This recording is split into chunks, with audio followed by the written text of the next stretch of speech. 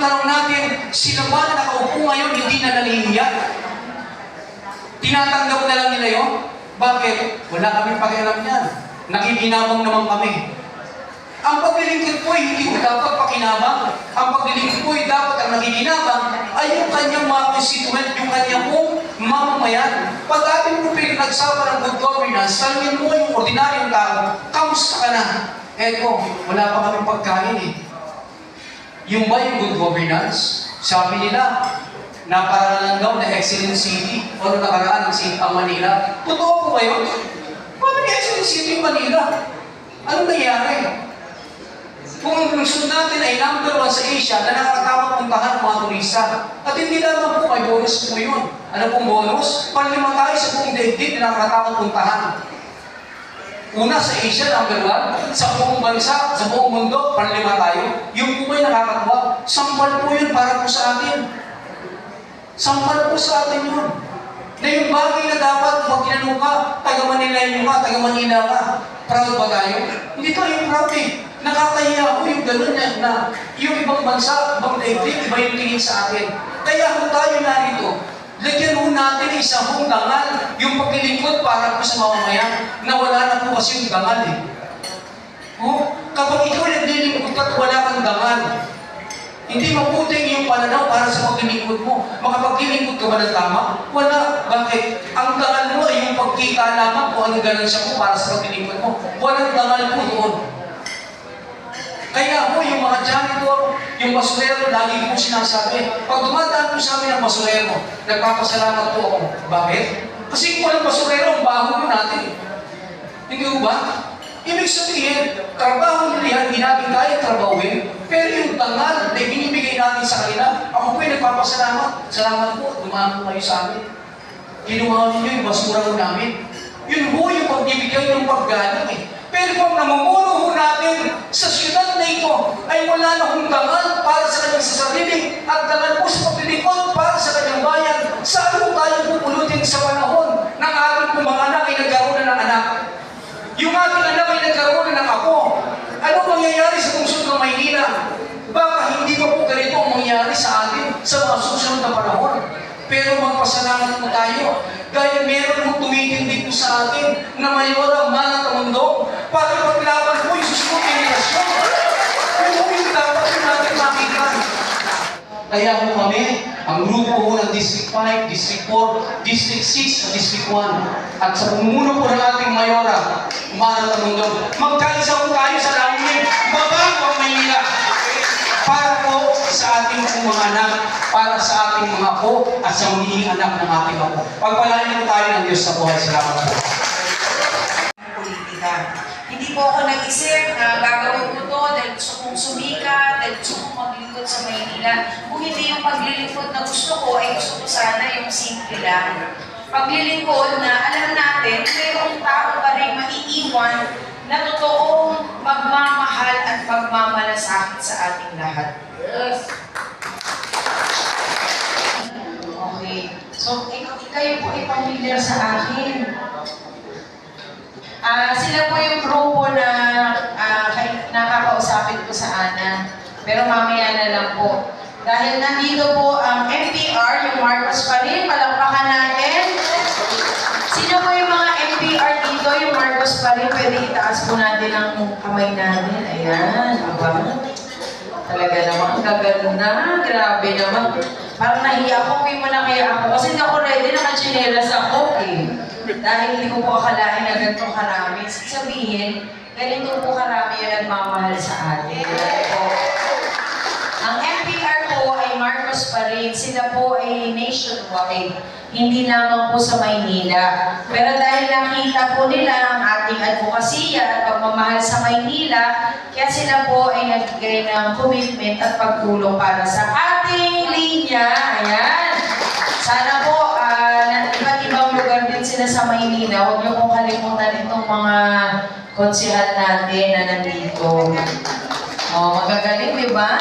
Talaga naman, pagbubuklo rin talaga yung ang adhikain para sa kabutihan. Kaya hindi ko po akalain na ganito pala ang damdamin ng ating mga senior citizen. Ay, hindi ba na joke? Hindi, mga batang-bata pa yan. Si Konsehal Boyd Marino, 53 pa lang. Pero alam po ninyo, sa totoo lamang, ako po ay masaya tuwing mayroong ganitong pagkakataon na tayo po ay makikita. Dahil dito po, napaparamdam niyo rin sa akin na kayo po ay nandyan lamang sa aking likuran. At ako naman po ay nandito para lamang talagang gampanan yung paglilingkod na aking sinasabi mula noon. Sabi ko nga po sa inyo, ako po ay lumaki, pinanganak sa San Andres Bukid, Maynila, na kung saan yung mga liblib na lugar dyan, nilalakad ko, mga looban dyan, wala akong katakot-takot. Dahil sabi ko nga, pag ang pagmamahal mo ang naglalakad sa daanan, hindi ka kakabahan. Kaya nandito po kayo dahil pinapakita niyo po na gusto talaga natin ng tunay na pagbabago sa Maynila. At yun naman talaga yung hangarin po natin. Mahirap na po magsalita ng negatibo para sa kanila. Ang mahalaga, alam po natin kung ano yung hangarin po natin na kabutihan para sa ating lahat. Ibig sabihin, sila nga, nandun na sila sa dulo na pwede naman silang mag-relax na dahil napalaki na yung kanilang mga anak. Pero nandyan pa rin sila bilang isang magulang talaga, hindi iiwanan ng anak hanggang kailangan natin ng magulang. Kaya ako po at kami, kasamahan ko mga konsehal at Vice Mayor, Ms. Remy Oyales, yung konsehal po namin isa na si Konsehal Edwin Cayetano ng 4th District. Kami po ay nandito para lamang ipakita sa inyo na ang tunay na maglilingkod, haharap sa taong bayan, magsasalita ng programa, ipapakita kung ano po ang kayang gawin sa Maynila.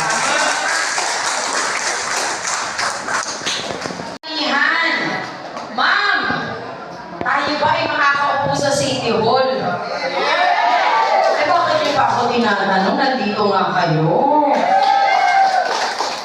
Gusto niyo bukas umupo na ako doon? Madali na naman po na umupo eh. Pero ang mahirap doon, kailangan bit-bit ko kayong lahat. Eh kung ako lamang isa, may susi din naman ako doon. Dahil sa gabi, pag wala sila, nandun ako. Hinahalungan ko yung mga papel nila, joke. Madali lang ako umupo. Ang tanong ko, kailangan bit-bit ko kayong lahat. Dahil kayo, ang dapat umupo sa City Hall. Kayo dapat ang makaramdam ng tunay na programa. Kayo dapat ang makakita na ang pondo na 34 billion ay bumaba sa taong bayan.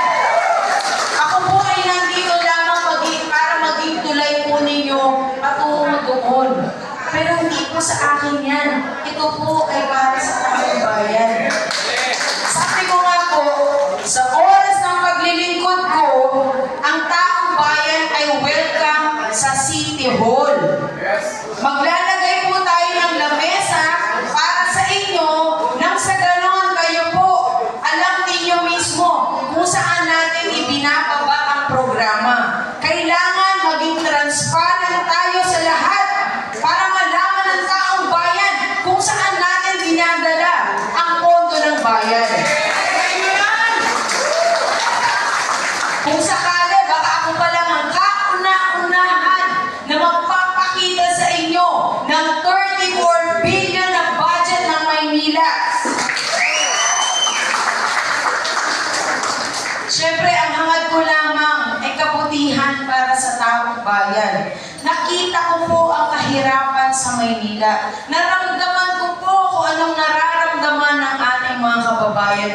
Nakita ko po ang hirap ng bawat bata na walang makain at walang gatas, walang panggamot ang magulang, walang makuha na tulong ang senior citizen. Lahat po ng yan ay nasaksihan ko. Siguro enough na dahilan na yan para tanungin po ninyo ako bakit ako tatakbo.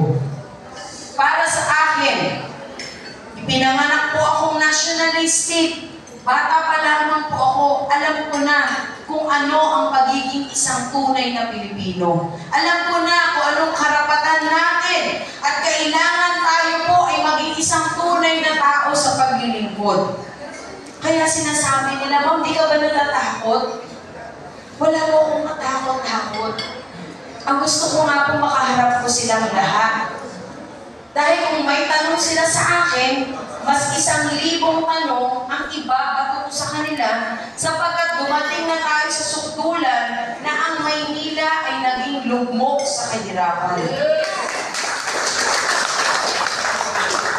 Paano na po yung mga kababayan natin na walang-walang pambiling bigas? Na walang-wala kahit man lang pambili ng tsinelas sa kanyang anak? Paano mag-aaral yung anak natin na dapat sana may magandang kinabukasan?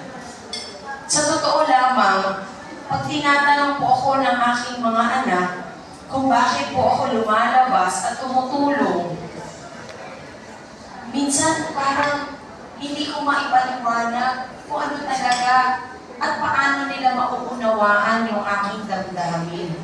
Pero sabi nga ng anak ko, Mami, isa kang superhero.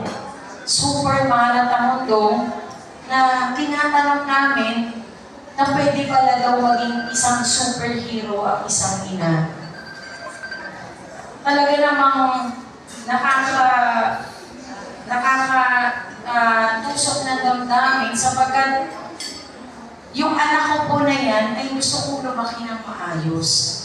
Kahit ano pong gawin natin, ay kulong natin yung anak natin sa bahay, huwag natin palabasin para hindi mapahamak. Pero kapag ganito naman po ang gobyerno natin dito sa Maynila, baka hindi rin po ako makatulog pag lumabas yung aking anak ng tahanan.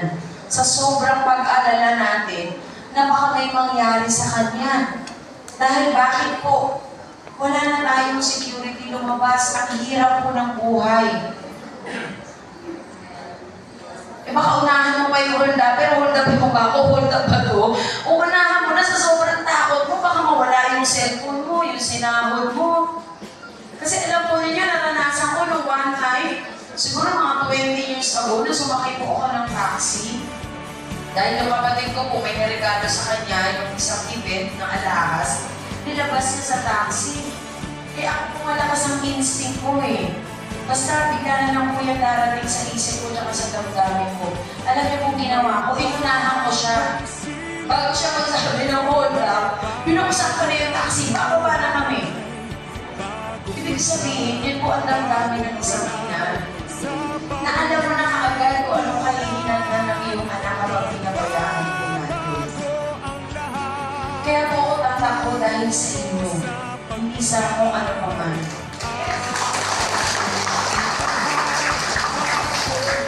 Sa totoo lamang, ang sarap po ng buhay ng tahimik.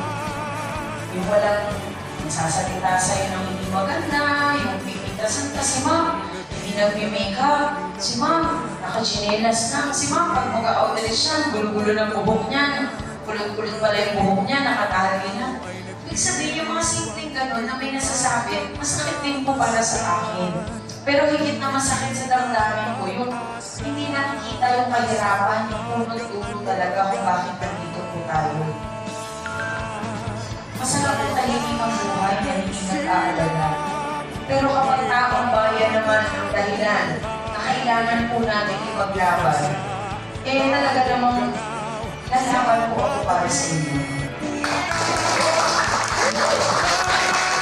At sana po yung damdamin ninyo, buksan po ninyo yung kaisipan at puso na kailangan ng tunay na pagbabago sa Maynila.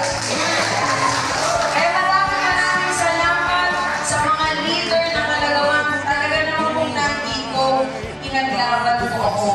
Huwag po kayo mag-alala. 10 times, million times, ang gagawin kong paglilingkod para sa inyo. Kasi talaga naman yung prinsipyo po namin, hindi po matatapatan ng pera. At kahit anong dami yan, wala po akong pakailangan. Mahalaga sa akin yung paglilingkod ko po para sa taong bayan. Eh yung pagtulong po sa Maynila para sa ating lahat.